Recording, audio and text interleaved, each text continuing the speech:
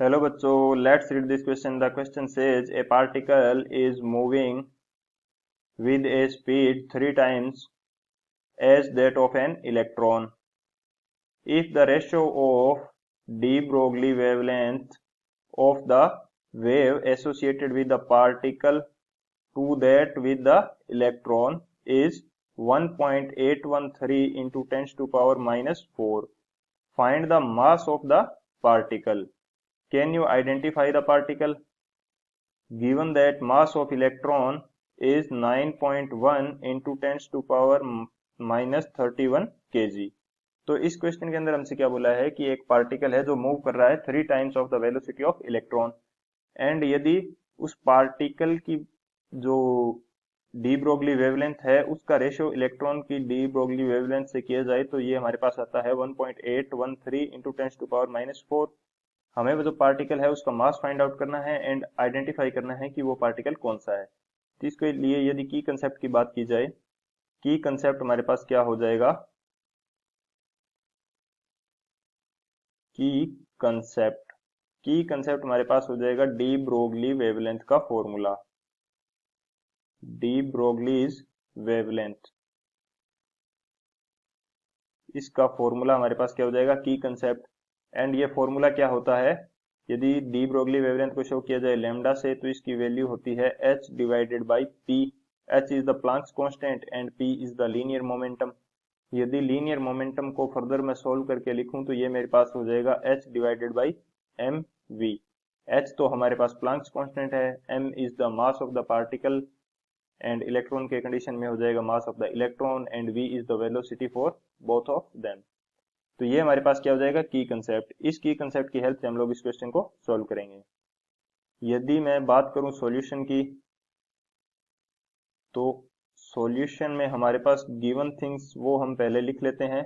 Given क्या है, हमें दिया गया है जो lambda of the particle p है वो divided by lambda of the electron, इन दोनों का रेशियो हमें दिया है जो कि हमारे पास है 1.813 इंटू 10 टू पावर माइनस 4 के इक्वल।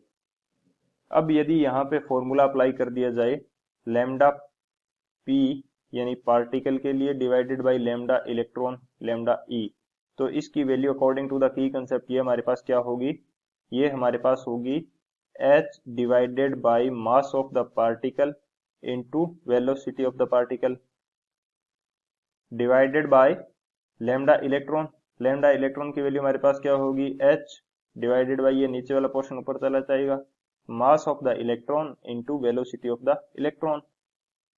ये हमारे पास हो गया रेशियो दोनों का रेशियो हमें कितना गिवन है, ये हमें गिवन है 1.813 into 10 to power minus 4 which is equal to h से h तो यहाँ पे हो जाएगा कैंसिल।